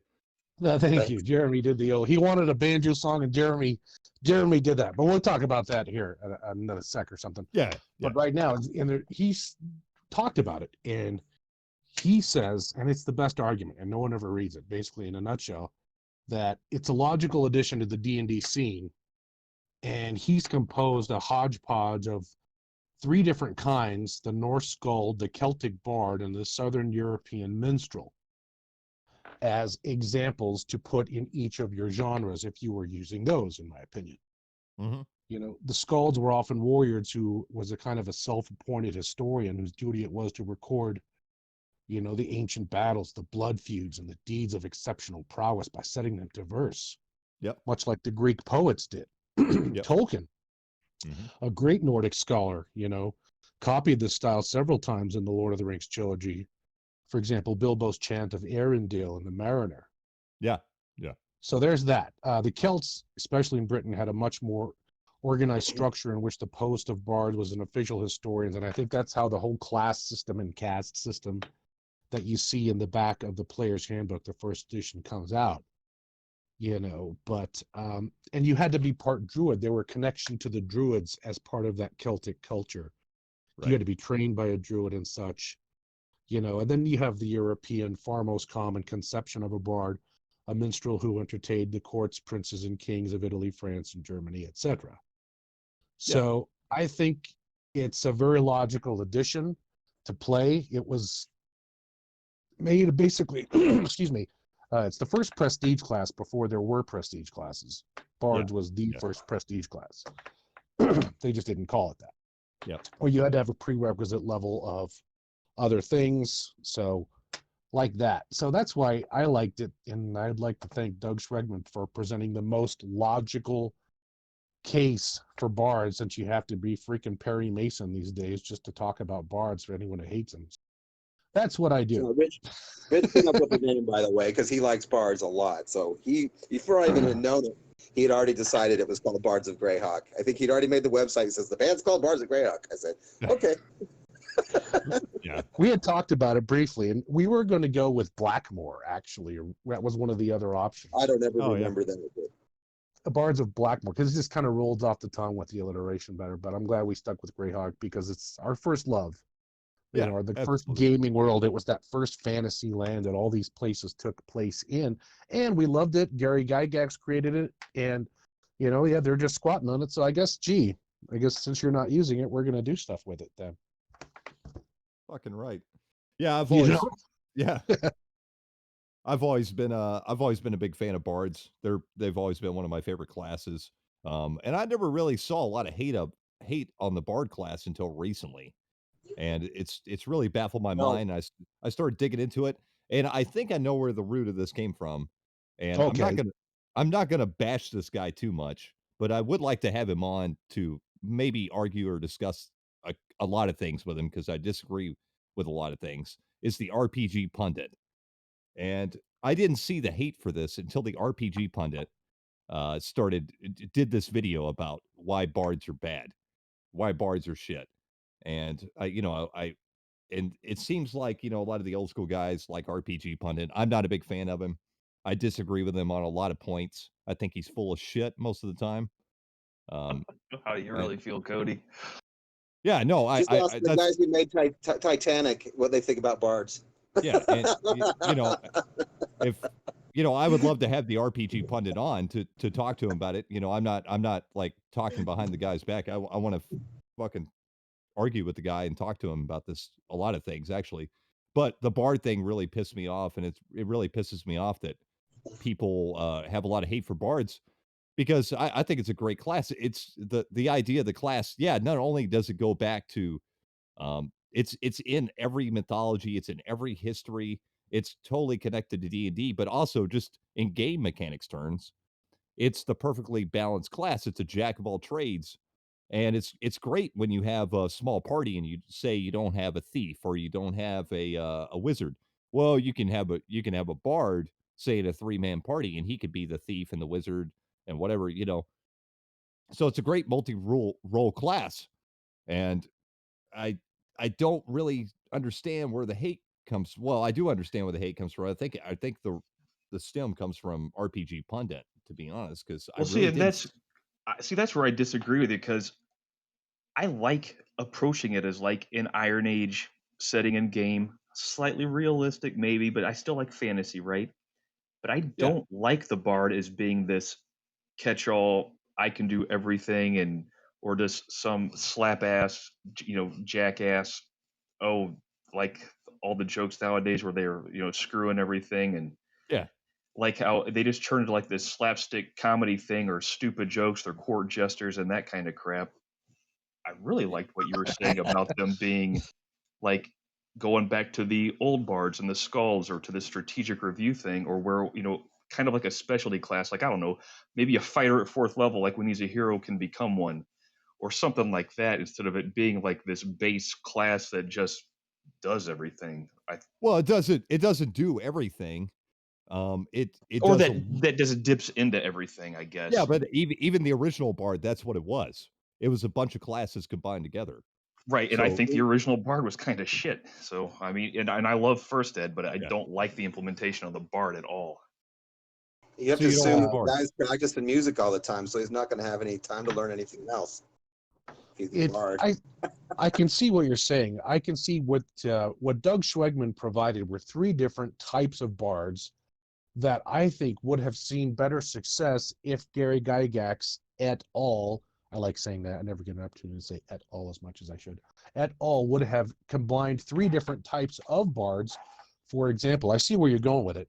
So, like, if you wanted to play like a scald fightery bard that didn't do any of the jokes, didn't do any of the magic, but was just all about, fighting alongside his Viking warriors, that would be one type. If you wanted to be a spell casting bard, then you would be like with like the court jester, and you could learn all that stuff.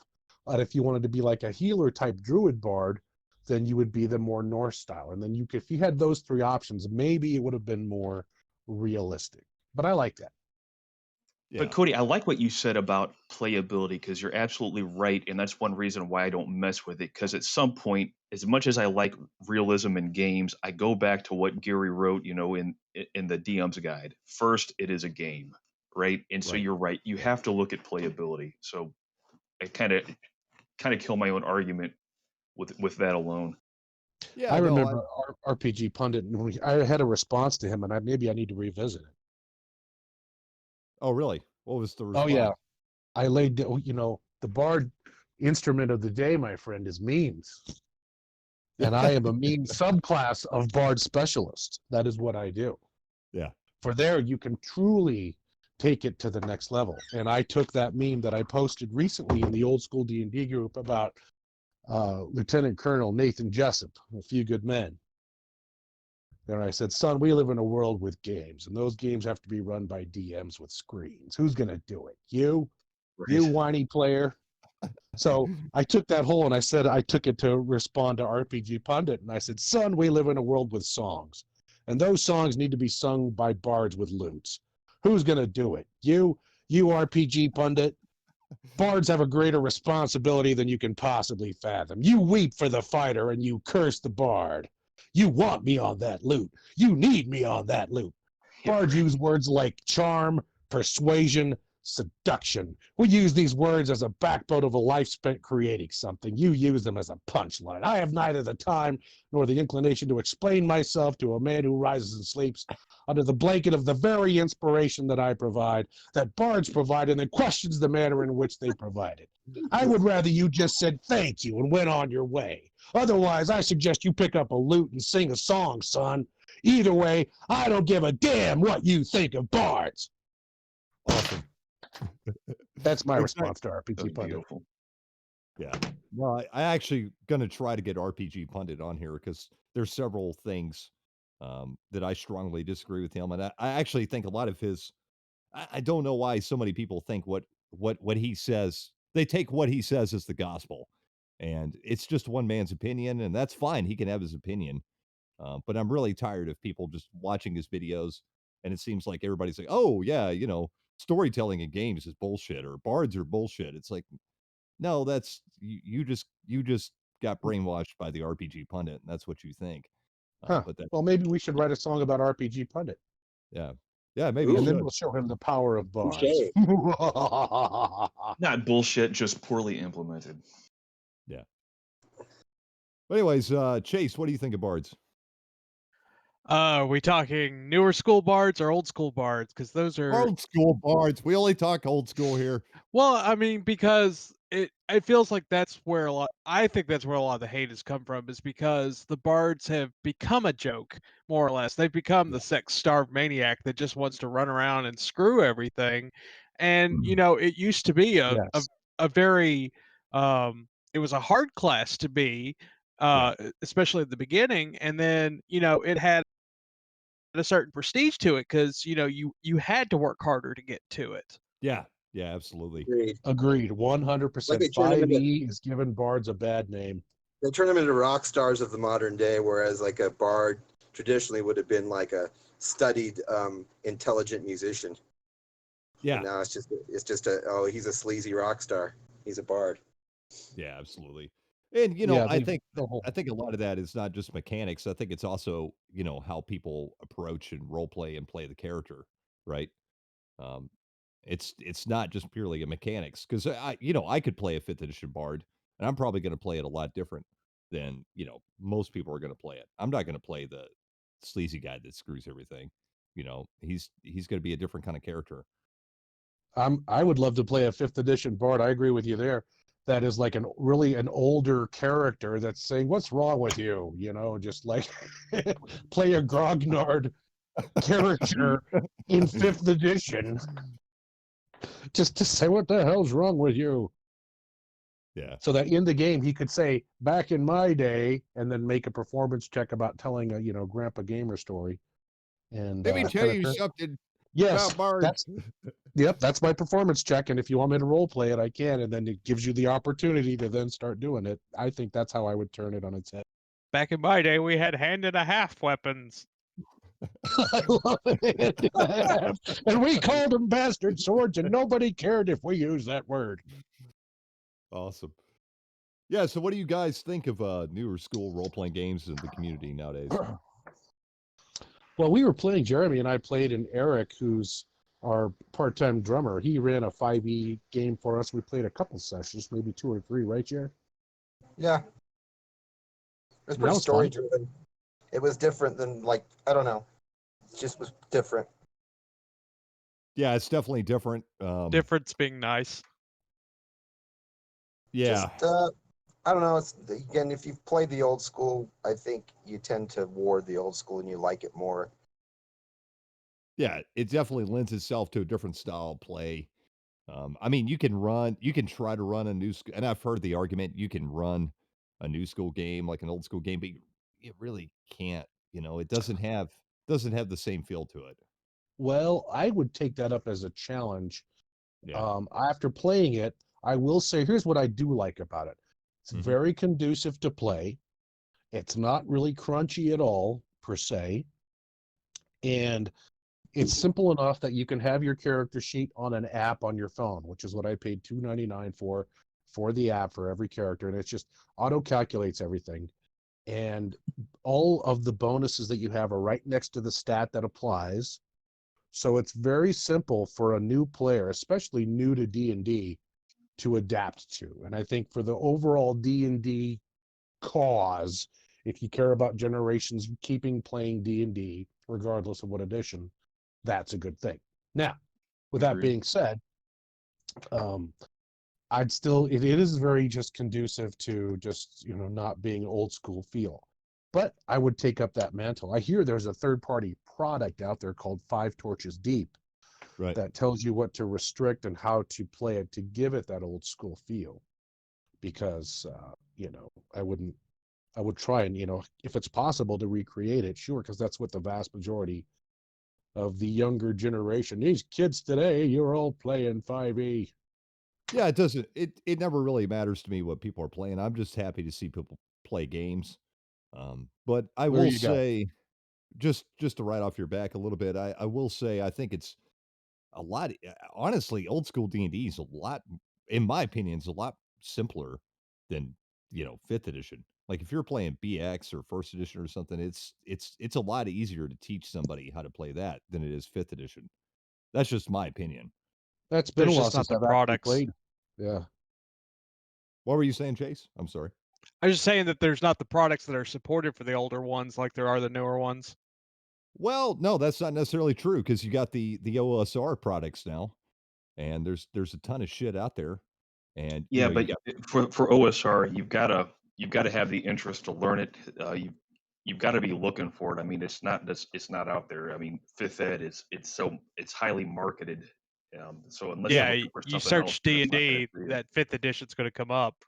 yeah, but I live in a world where those OSR products will be on every gaming shelf in every gaming store, and And that's fine. I mean, for you, I'm sure it is. But for the vast majority, and especially thinking just going into my local game shops, um, unless you're looking for something different than D&D, or I don't know, like I think there was some Star Wars stuff that was really popular, some of the local things here.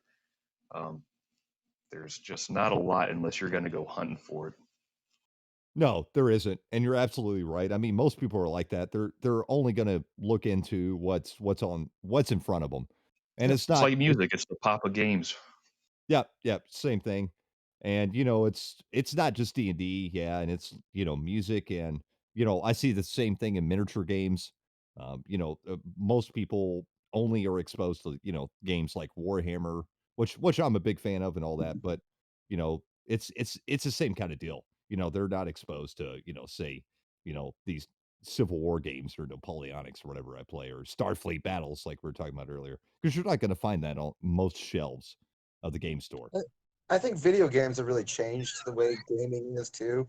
Yeah, I mean, the video game just does all your roles for you, really. right, I mean, you got right. all these new fantasy grounds and stuff where you just the dice are already rolled for you, or some kid who plays video games and he's just lazy because he expects the video game to roll the dice for him, kind of, or make the rules for him or know the rules. So I think that's to me kind of the what 5e is to me is like a video game version of D&D. It is. And we really live in that generation and I see it a lot with new D&D players.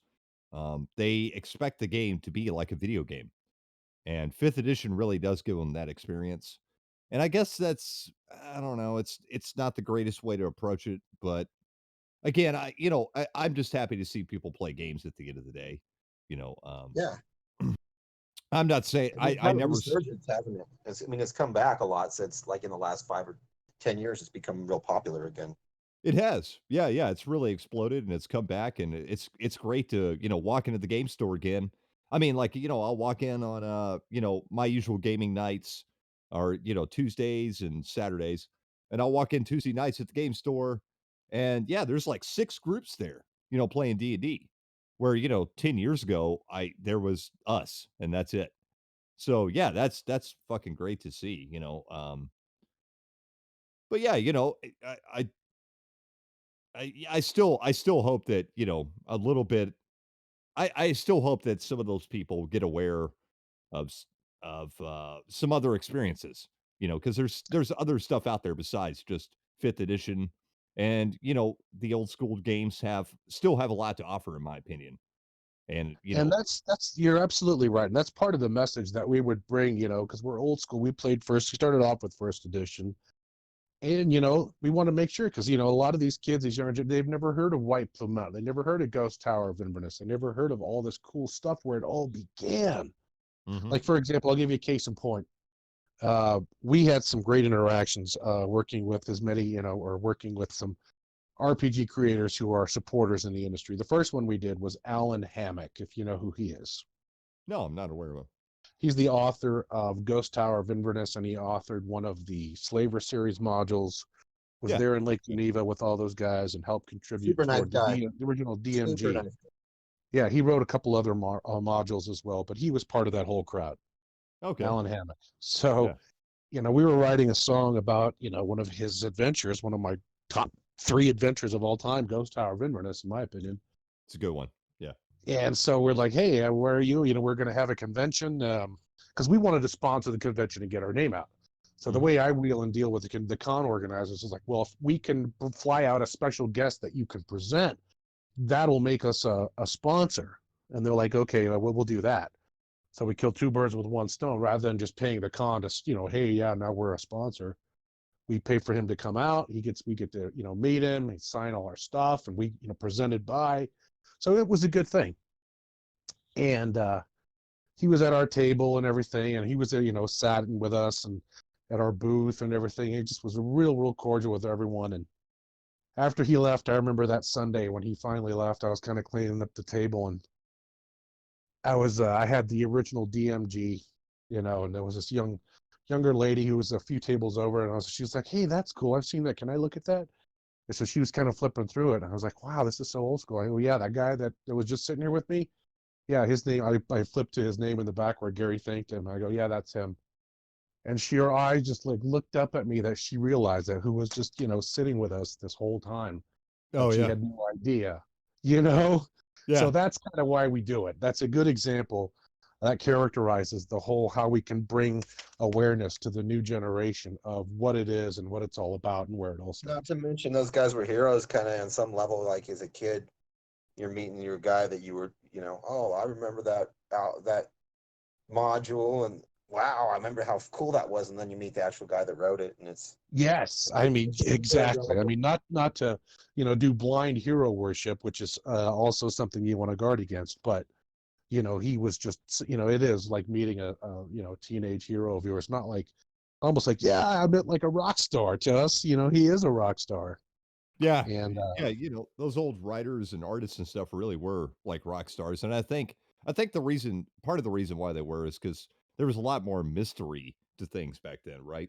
You didn't have the internet, you didn't have a lot of things, so you just saw this writer and you loved this product, and, for years, you were just like, "Man, this guy must be fucking awesome," right?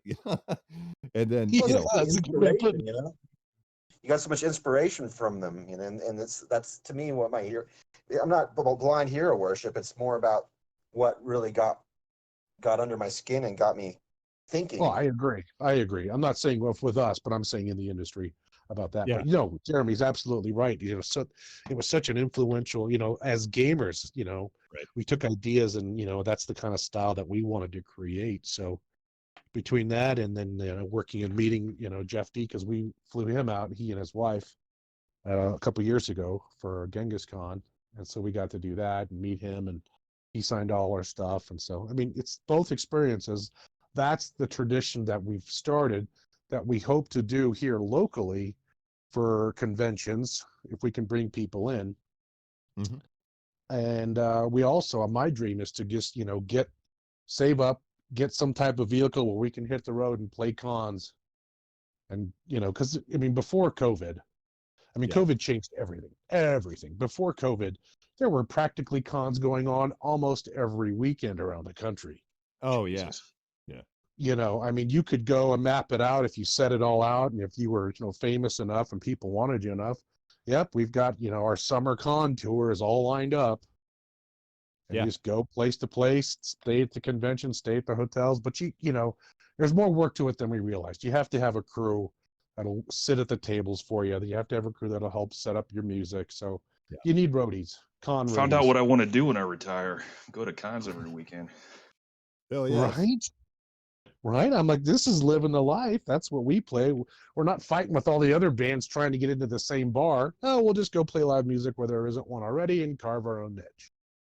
Yeah. Yeah, That's I'll be a that's retired great. roadie with you. Hey, you're hired. You're the first one. You can start the union. Well, if you've done music anyway, you do it for the love of music. You don't do it for any other real reason. So if you combine the love of gaming and the love of music, it's a win-win situation, really. Absolutely. You're going from inspiration. You're going from what got you excited, and so it's just natural that both things work well together, especially if you're an avid lover of games. Yeah, and to be able to connect with those people. Like, for example, I through one of the Facebook post threads, I was talking with Frank Metzer, and I was like, speaking of which, I don't think we've sent you our CDs yet. So this weekend, I'm going to get out our CDs to Frank Metzer, and he's like, yeah, I'll take a listen to them. And he's a musician himself. I didn't know, so that's even more cool. Oh, I didn't know that. Yeah. Yeah, he told me that he played music. So Jeremy, maybe we got to jam with Frank Metzer, man. I think if you really, when you go down that line of thinking, I think most people who are rather intelligent, which a lot of these people who play games are, they've probably learned music as well, because I think music kind of lends itself to that. It does. Yeah. And I know a ton of musicians in the gamer circle, and even back in the day, I remember I've been in tons of bands over the years, and even those guys that weren't into, or gals even, that weren't into role playing games. I remember I'd have a band and I didn't have anybody to game with, and I'd get the band to game with me, and Right. they just naturally took to it. They were like, "Oh, hell yeah, this is awesome." You know. It's almost, That's awesome. in some degree, you can almost compare like the rules in the player's handbook to musical rules. Yeah, it's very similar. Yeah. I always made a connection there. To where Yeah. you make, like, joining a band, you level up your character when you learn more of what to do and you learn more songs. And That maybe that- musical theory too, because if you're like, chord structure could be compared to character class in some regards. dude, that's how you should start. You teach children, so maybe if we made a game out of learning what you want to teach, you could gamify it, and then maybe that's your niche. It's not a chord to a class. You're a C major 7. That's a bard. That is hilarious. Fantasy music lessons and the character, the game, where what you have, what level are you in this program, in this fund, and you learn more about it. So I don't know, Yeah. just a side track. Music in Theory, the role playing game. There you go. I think you wouldn't have many players there. No, probably not. But yeah, no, there is a connection there for sure. I think gaming for certain, especially role playing games and war games and such, really do attract above average intelligence people for the most part. I mean, Yeah, we've got our Especially knuckle the first draggers. edition. What's your half-orc's name, bro? Gorath. Rich, Gorath. Unless you're Gorath. Yeah, he is a knuckle dragger. But you're right. With regard to that, especially first edition, when you were looking back, I forget where I was reading this in a post recently about how, the history behind what, Player's Handbook and Gary Gygax is when he was talking with Tim Kask. Tim Cass could wait till after 9 o'clock when the rates went down so that he could call Gary out of state. And then we put that line in the song. Last man around when the rates Last went man around down. when them rates went down. So in doing that, he just told him, hey, listen, this is good content, but it's written like crap. You need an editor, and Yeah. let me edit and we'll have success. So that's what he did. Is even with Tim's editing, if you read through the first edition player's handbook, it's Tolkien-esque in its rigidity and its structure by way of comparison of what's printed today in modern role-playing books. It is. So you had to be above average, and I learned a lot of words and meanings and ideas just from figuring out what that all meant that I wouldn't have if I hadn't gotten into gaming that young. Yeah, Yeah, psionic. absolutely. That was one like, what? I don't Oh, get yeah. it. This I really hear ya. complicated. Yeah, absolutely. Which no one liked him anyway. Yeah, psionics. Yeah, we can talk about that. Bad, another day. bad. So let me ask you guys something. We've written about certain modules for our first 2 albums. If you could pick a module that you would want a song written about that we haven't already done, of course, which one would that be? So you did one of my favorites, which is to keep on the Borderlands, which is my favorite song you guys did. But Cool. The very first Uh, one too. yeah, I really like that one. You gotta do and like the that's Village of Hamlet and the Temple of Elemental Evil series. That's Yeah, that's that's yeah, that's that's the one I was exactly gonna what I was gonna say. say. Yeah, I fucking love Cool. Temple of Elemental Evil. That's a good You one. could Yeah, that start was off a. with I something remember like, playing that. do like all the, like, I don't know, in style songs and, do some, just do some like chill laid back stuff and then just get all, I don't know. You just have to follow, but yeah, God, that'd be fun. I like the Hamlet and the Elemental Evil. I got to be honest, I never made it through the Temple of Elemental Evil. It's just way too big. It is big. Yeah, We fried out on it. Our campaign died in the middle of that. No one could Yeah. handle it. Too much. But Hamlet, classic one, I remember that well. yeah. And The other one I really like, big fan of, is the original Ravenloft module. I really like Yeah. that one. Yeah. Yeah, that'd be fun. that kind of bridges the gap. I mean, if you're doing Ravenloft, you could tap into all the other vampire legends, so you don't have to necessarily be Dungeons and Dragons with that one. There's so much ground to cover Oh. with fire. Oh, and you should hear Jeremy's Hungarian violins. I recorded this one piece he did that sounds like Strahd playing in Barovia himself. That'd be nice. awesome. Yeah. Yeah, gypsy music to me on violin is probably the language of the violin. Just like you would say Spanish flamenco is kind of the language of guitar. So Right. gypsy music would be a great, there's a lot of ground to cover on that with the fiddle. Yeah, so some other modules, I'm a big fan of. I don't know if you guys have done songs on them, is Sinister Secrets of Saltmarsh. Ooh, That just rolls off the tongue. I love that Business. module. I That's do a good too. one. Another one I like is Assassin's Knot. That's a really good one. That's a Len Lakovka, isn't that one? Yeah, it's A Lakofia. Len Lakovka joint. Yeah, we talked with him too. We sent him our music and he liked it, so that was cool. Yeah, It's there's a not lot of good ones. Greyhawk, but I was a huge fan of Dragonlance, well, still am. So if you're ever willing to branch out, I'm so glad you mentioned that. Thanks for mentioning that I because have like all 15 of the first modules. I was just obsessed with wow, those. I haven't seen those yet. Yeah, there's a lot of music charted or at least put down for a lot of the canticles, Gold Moon's songs and Right. such. they've got And- one song with actual music in that leaves from the Inn of the Last Home. Yeah, they do. Exactly. And there's a lot of songs that had lyrics printed in the books, but never had any music charted for it. And there's That would be some an Russian epic play book that they too. did.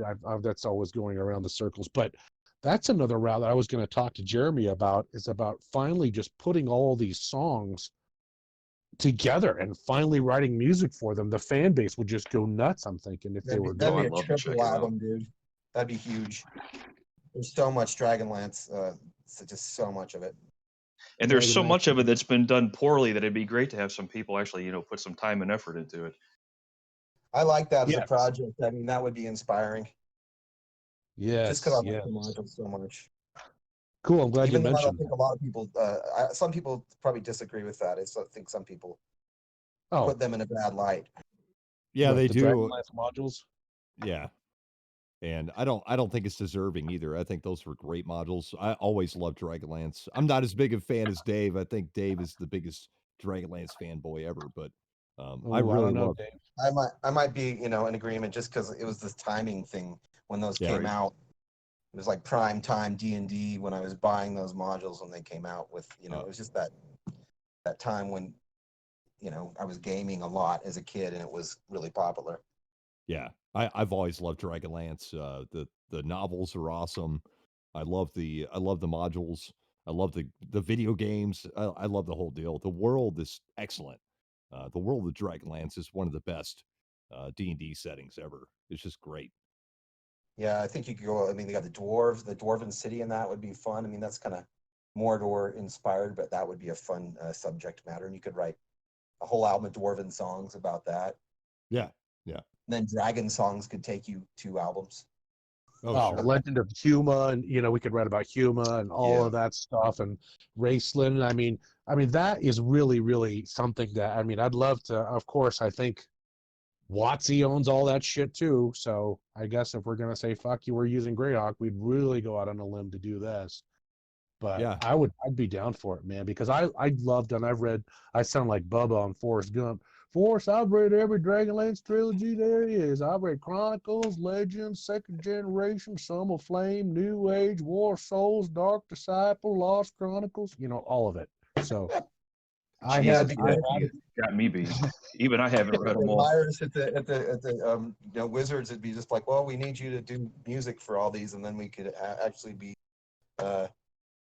justified in doing the songs and not have to worry about the repercussions of it. Actually, I don't think I read all of the Dark Disciple trilogy, but just about everything else I've read.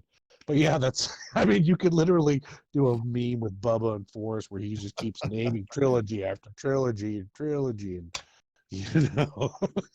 But yeah, I love Dragonlance, so that'd be one other thing. But that's a whole nother universe, man. It is. Oh, absolutely. But just for Greyhawk, Because there's not we're enough looking on for your songs plate for our third already. album. Well, we're just trying to get a third Greyhawk album out.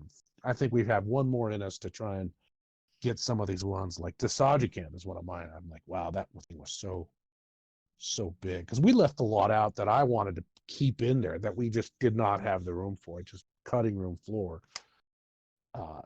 in terms of what to mention, on the albums. But White Plume Mountain, I think That's a that good was one. when we took the Caraptus, our song Caraptus, we just took the note that is in that module and put it to music, because the meter and the lyrics were already there. And Jeremy, put it all down, and it's actually a rather complex song to play, but I love it. It's great. Yeah, that's awesome. So Well, what, cool. what are you guys plans next? I just want to wrap up this comic book. It's been going Get on this for comic, yeah, too long too for long. me. Yeah, And I've we're been ready to go. Well, with COVID, it's kind of has us altering some things with regard to that, to try and get this thing out in print, to the game stores. Now the game stores are, 50-50 at this point. Yeah. The ones that are surviving, fantastic. And we hope and want to help them as much as, we want them to help us by selling it. So we're planning for that. The conventions, who knows what's going to happen with that. So our plans are, once we get the comic book, to try and promote it, we're going to dial in our technical logistics to be able to stream live performances, hopefully. Yeah, excellent. And if we can do that to try and promote it, we'll have like the old-fashioned Jerry Lewis telethon. Call in now. And we'll have like a clock running, and we'll even have like people in the background with a bunch of phones ringing, and just it'll all be like sound set up, and they'll be answering his old phone. Hello, yes, hello, okay, yeah, call in now. I'd love to do something like that. Yeah, so we've been going on for a while, and I think we're Yeah, at a pretty good stopping point here. It's been a lot of fun. Yeah, it's been great. Thanks for coming on, guys. Really appreciate it. No thanks. worries. Anytime you guys want to come on in the future, you're more than welcome to. I hope the best for you guys. I hope this comic book is successful. I will definitely be buying a copy or copies. I hope. Um, look forward to future music. Where can people find your music? Here And your now. comic book? Yeah, well, here now it's going to be on the new bardsofgreyhawk.com, currently under construction. But for the time being, there's a place called herenow.com. And I'll give you the exact address. Give me just a minute, because that's a good question. So it's bardsofgreyhawk.herenow.com. So if you go to bardsofgreyhawk.herenow.com or just Google Here Now and Bards of Greyhawk, you can listen to all 20 tracks of our second album. That's right, 20 tracks for 20 sides of the die. And then you can all, at the bottom there is more releases, and that's our first album there. So check out bardsofgreyhawk.herenow.com. Awesome. Well, again, it's been great having you guys on. Chase, Dave, Bards of Greyhawk. Does anybody else have anything else to say before we I wrap up do, the evening? actually, just to get one more places. Through that Yeah. site, you can also hear our music on Spotify, Apple Music, iTunes, Amazon, and Deezer as well. So if you search for Bards of Greyhawk, we are also on Spotify, Apple Music, iTunes, Amazon, and Deezer. Awesome. Outstanding. All right, guys. You guys are awesome. Thanks for having us. Yeah, Appreciate it. absolutely. Like I said, you guys are invited back every night. This has been episode 5 of the Grognard Grumbles. Thanks for everybody for listening. Thanks to the Bards of Greyhawk for coming on. Thanks to Chase and Dave for co-hosting with me. Next week, we have a couple guests lined up. I'm not sure who's coming on next week, but just as a preview, I have been in talks with Dave McGarry. If you do not know who David McGarry is, Dungeon. yes, he created the original Dungeon game, and he was also involved in the original Blackmore campaign. So we will have David McGarry on, hopefully here pretty soon, maybe the next episode. We do have some other people lined up. If you ever want to come on the Grognard Grumbles, just hit me up personally on Facebook. And anybody's welcome to come on, and we can bullshit about gaming. We are doing a BX live stream game. Not sure when that's starting up, probably in the next week or so here. And we're going to be running through a lot of the old classic BX modules as well as some of the AD&D modules. So stay tuned for that. That will be on YouTube. Should be a lot of fun. But anyways, this has been the Grognard Grumbles. Hope everybody has a good night.